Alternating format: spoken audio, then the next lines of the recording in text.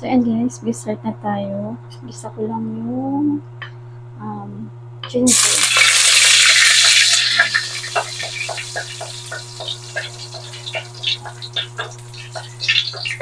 Then, sunod natin agad ang garlic.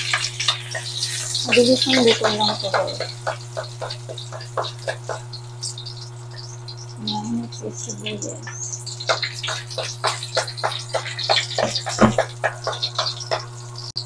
So, isunod na natin agad ang kamatis.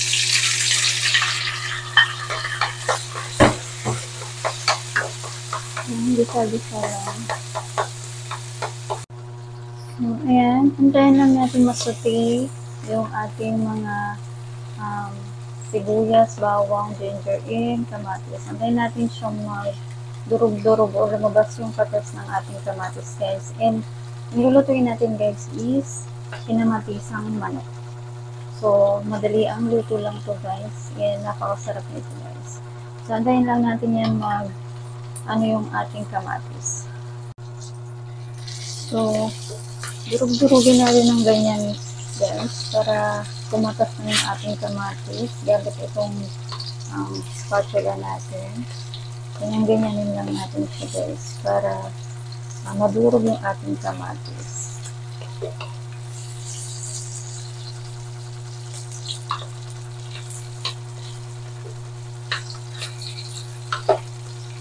So, ayan, medyo nagkatas-katas na yung ating kamatis, guys.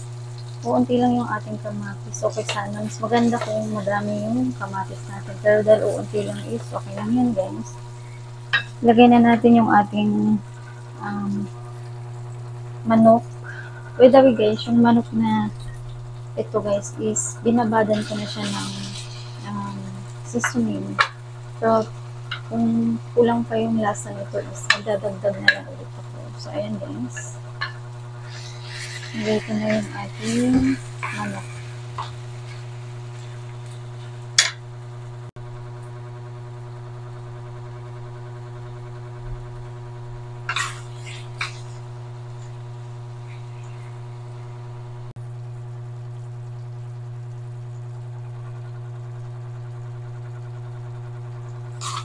So, ayan yung ating, guys. Sagisayin lang natin ito. Kasi mamaya maglalagay tayo ng tubig para sa ating sabaw. So, ganyan muna. I-brown muna natin yung ating chicken. So, ayan, guys. Maglalagay ako ng dinurog na paminta. Nakalimutan ko isali sa ingredients, guys. Pero, ayan, maglalagay tayo. Ayan. Yan, nagkakatas na siya, guys. Kumakatas na yung ating manok. Ayan. Mag-a-add na tayo ng tubig maya-maya, guys. Para sa sabaw. Medyo i-light brown muna natin yung ating chicken. Para lumabas yung katas niya.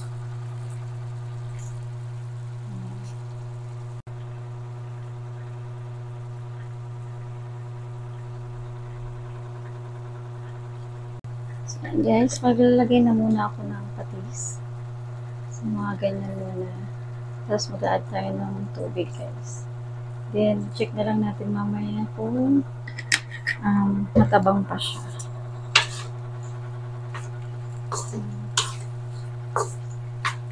Lalagay na tayo ng tubig, guys. So, yan, guys. Paglalagay ako ng tubig, guys, na isang baso lang muna. Dagdagan ko. Ayan. So, kalahati. And then, tatakpan muna natin siya, guys. And, hintayin natin siyang kumulo. Ayan. Balikan natin siya later.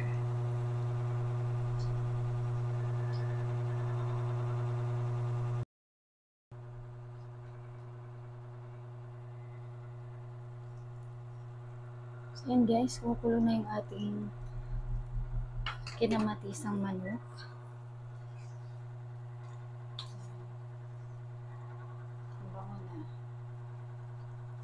So, titikman natin mamaya kung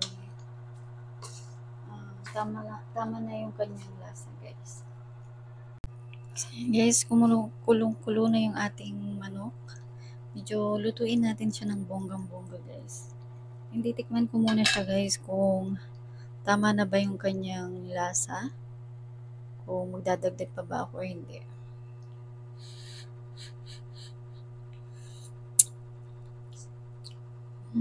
Masarap na siya. Pero magdadagdag pa ako ng konting seasoning, guys. Wait lang. So, yan guys. Mag-a-add ako ng konti lang. So, mga ganyan lang na magic sarap. So, para maano lang yung lasa. And maglalagay ako ng konting sugar, guys. So, ayan. Mag-a-add lang ako ng konting-konting sugar lang. Ayan. Then, halo-halo lang. And maya-maya din is lalagay na natin or ilalagay ko na yung ating pechay. Ilagay ko na muna yung yung sili para may anghang-anghang na siya. So, ayan.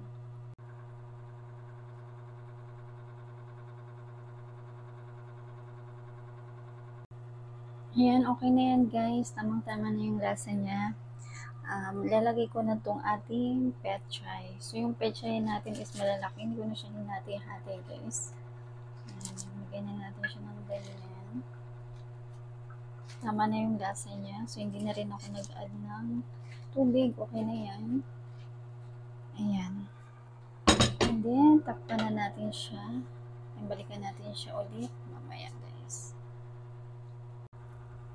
So, ayan guys. Kumulo na yung ating kinamatisang manok.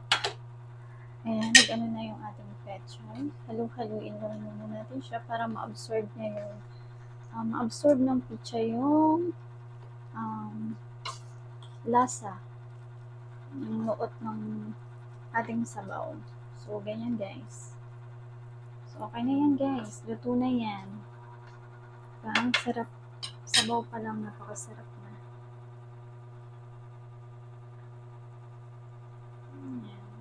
Okay na yan guys. Pwede na siyang iserve guys. So, ayos na yan. Luto na.